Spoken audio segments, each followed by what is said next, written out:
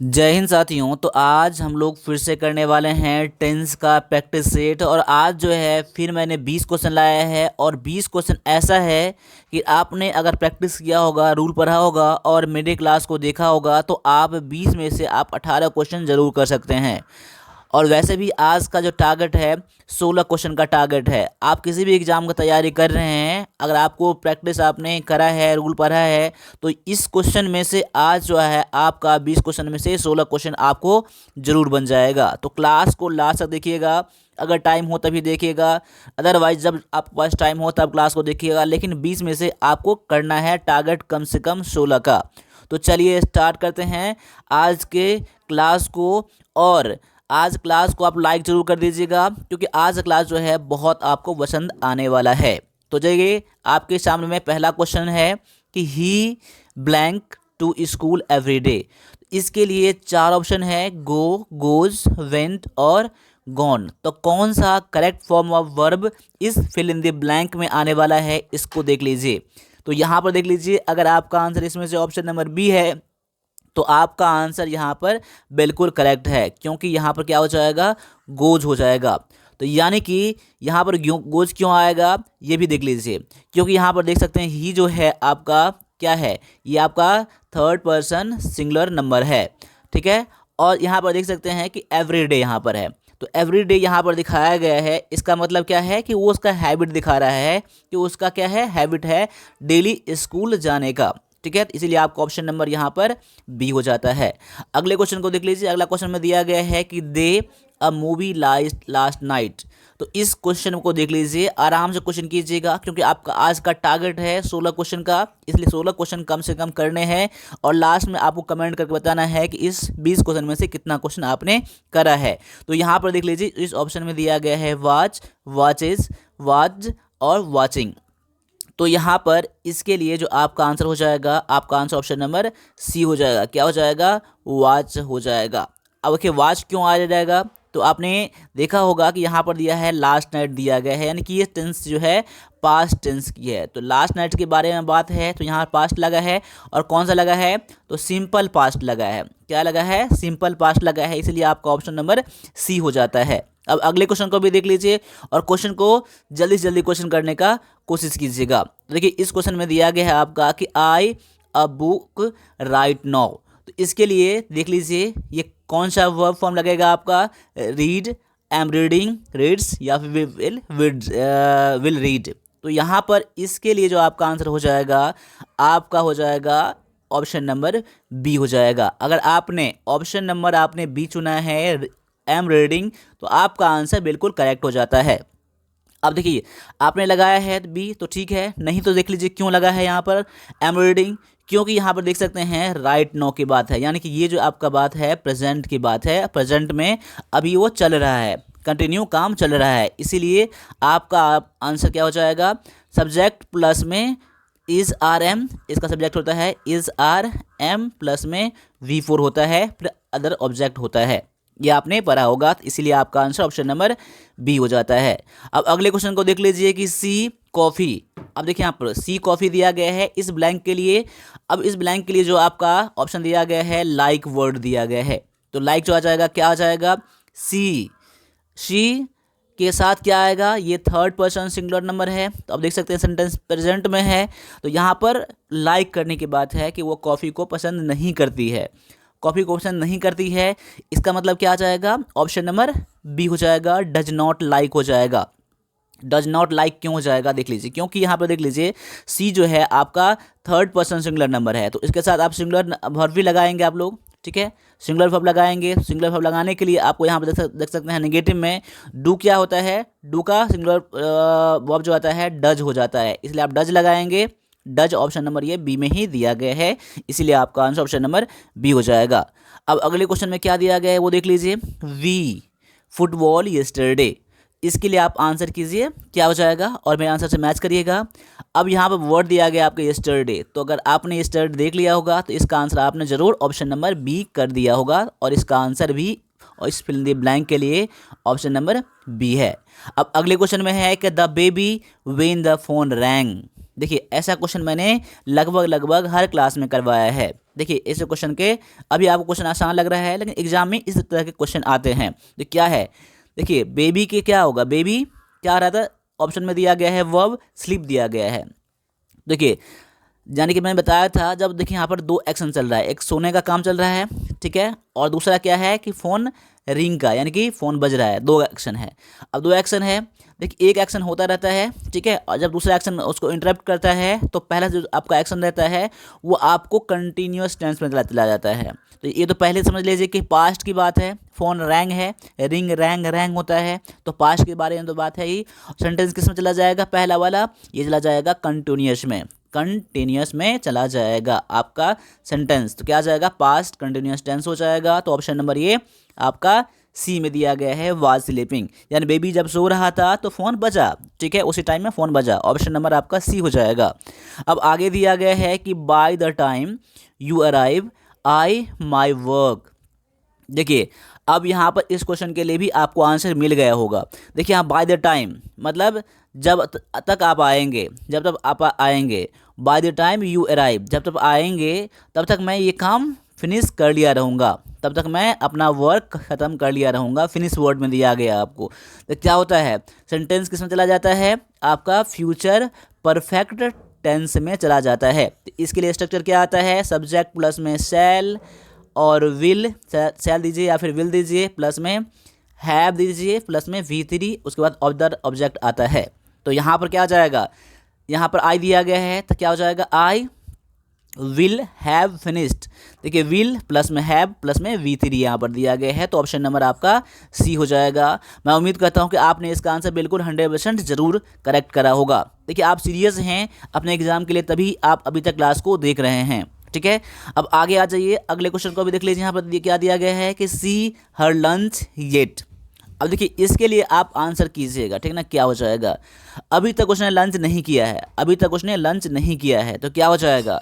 अब देखिए अभी तक लंच नहीं किया है, सेंटेंस पास्ट में स्टार्ट हुआ और अभी तक चल रहा है, अभी तक नहीं हुआ है वो चीज़। तो उस कंडीशन में आप लोग क्या यूज़ करते हैं कि आपको यूज़ करना है, आपको प्रेजेंट परफेक्ट का यूज़ करना है। क्या करना है, प्रेजेंट परफेक्ट को आपको यूज़ करना है। और जहाँ का भी आपको येट वर्ड मिले ना, जनरली क्या होता है उसमें प्रेजेंट परफेक्ट ही लगता है। सेंटेंस स्टार्ट हुआ पास्ट में और अभी तक ख़त्म नहीं हुआ है, ठीक है। तो यहाँ देखिए अभी तक उसने लंच नहीं किया है ना, तो इसके लिए ऑप्शन में क्या जाएगा, नॉट एट तो आएगा नहीं, ये पास्ट के बारे में बात है, यहाँ पर हैज़ नॉट ईटेन हो जाएगा। यानी कि प्रेजेंट परफेक्ट टेंस का क्या है आपका स्ट्रक्चर, सब्जेक्ट प्लस में हैज़ या फिर हैव प्लस में V3 प्लस अदर ऑब्जेक्ट, ये फार्मूला आपका होता है, ठीक है। तो यहाँ पर क्या आ जाएगा, हैज़ नॉट आ जाएगा। तो हैज़ आपने क्यों लगाया है जानते हैं, क्योंकि यहाँ पर सी दिया गया है, हैज़ नॉट येट ईटेन हो जाएगा, यहाँ पर has not yet eaten her lunch हो जाएगा, ठीक है। यहाँ पर ऑप्शन नंबर बी बिल्कुल आपका करेक्ट है। आपने उम्मीद है कि इसका आंसर जरूर सही करा है।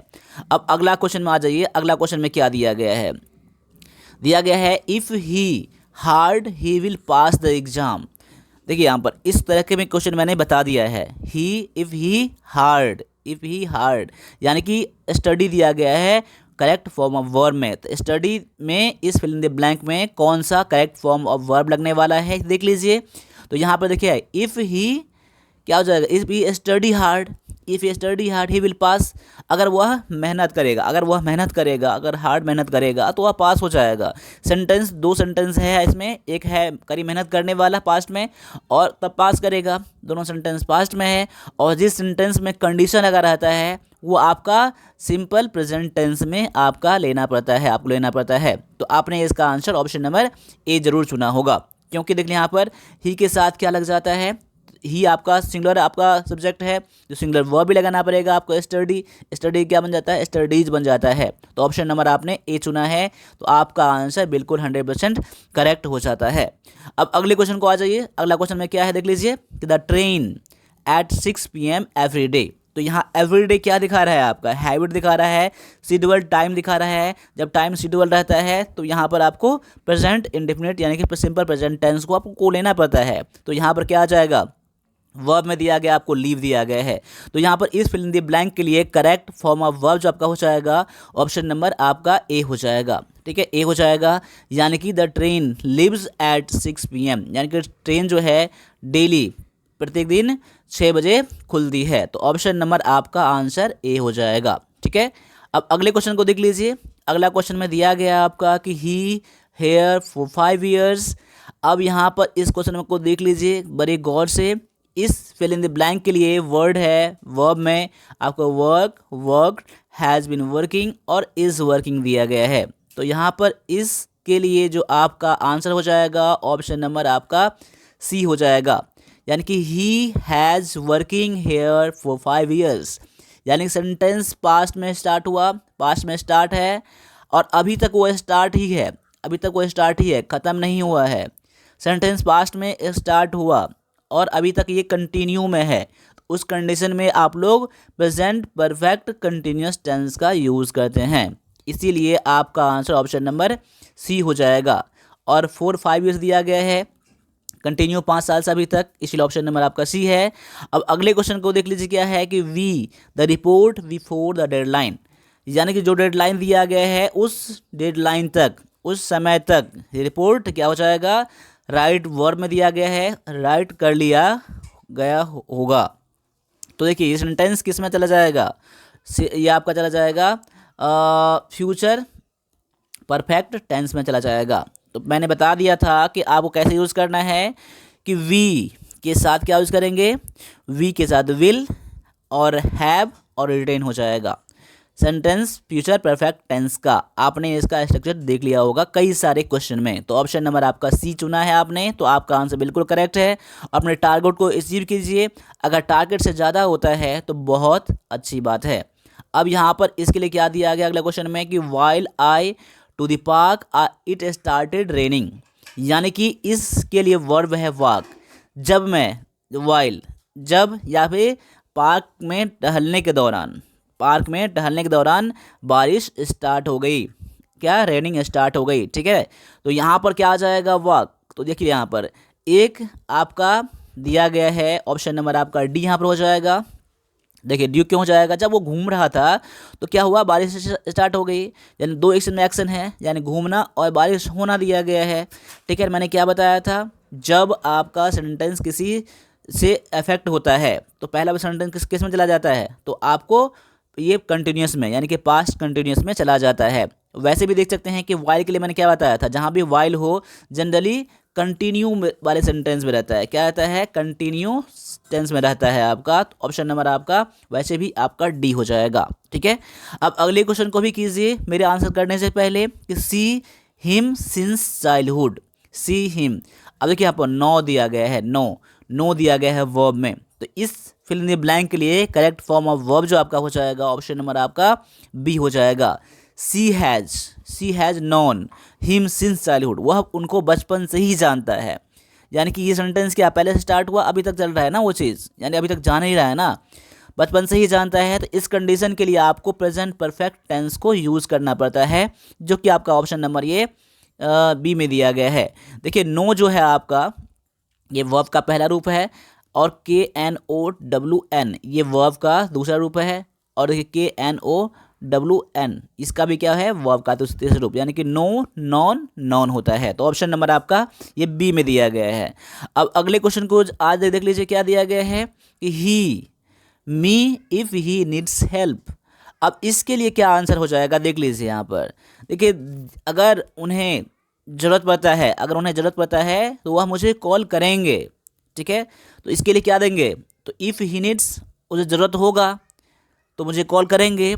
दो सेंटेंस जब फ्यूचर में रहे, और जिस सेंटेंस में आपको कंडीशन लगा रहे तो वो आप किस में चला जाएगा, सिंपल प्रेजेंट टेंस में चला जाएगा, और दूसरा सेंटेंस आपका फ्यूचर टेंस में रहेगा आपका। ठीक है, तो देखिए तो यहाँ पर किस में हो जाएगा, इफ़ ही नीड्स, यानी कि आपका सिंपल प्रेजेंट टेंस में है ही, इसमें क्या हो जाएगा, ही विल कॉल, क्या हो जाएगा, ही विल कॉल, और मुझे कॉल करेगा जब उनको ज़रूरत होगा। ठीक है, तो ऑप्शन नंबर आपने इसका सी जरूर चुना होगा।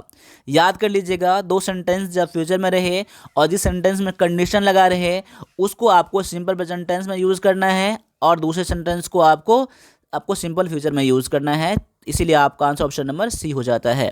अब इस क्वेश्चन को देख लीजिए, the cake in the oven now, यानी कि अभी 9 दिया गया है और केक दिया गया है और ऑप्शन में वर्ब दिया गया आपको बेक, यानी पकाना, पक रहा है, ठीक है ना।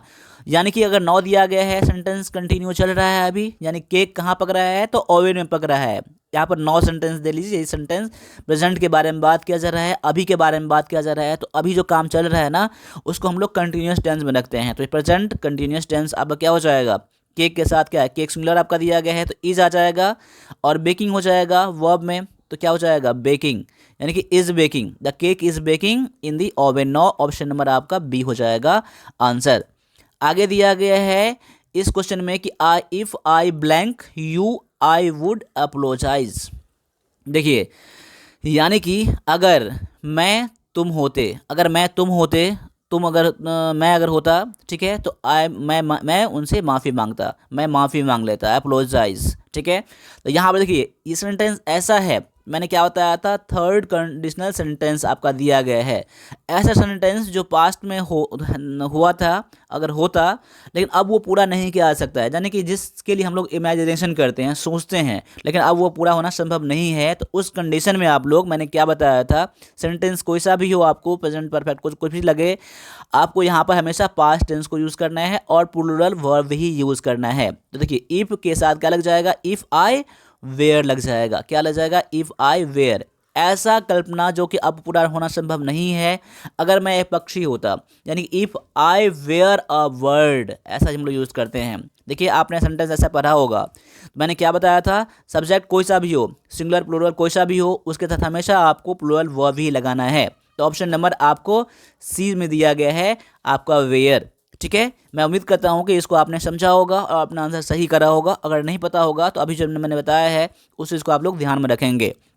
आगे दिया गया है द मूवी एट 7 PM, यानी मूवी, आप देखिए 7 बजे मूवी स्टार्ट होगा, एक आपका शेड्यूल टाइम दिया गया है। तो हैबिट को दिखाने के लिए, जनरल फैक्ट को दिखाने के लिए और हैबिट और शेड्यूल टाइम के दिखाने के लिए जब टाइम फिक्स रहता है तो उसके लिए आप लोग सिंपल प्रेजेंट टेंस को यूज़ करते हैं। तो क्या हो जाएगा, द मूवी के साथ क्या लग जाएगा, वर्ब में स्टार्ट दिया गया है, तो यहाँ पर स्टार्ट्स ही आपका हो जाएगा, क्या हो जाएगा, स्टार्ट्स हो जाएगा, द मूवी स्टार्ट्स। स्टार्ट्स क्यों आ जाएगा यहाँ पर, क्योंकि मूवी क्या है, आपका सिंगुलर सब्जेक्ट है, इसीलिए आपका सिंगुलर वर्ब भी लग जाएगा आपका स्टार्ट्स, इसीलिए आपका आंसर ऑप्शन नंबर ए जरूर हो जाएगा।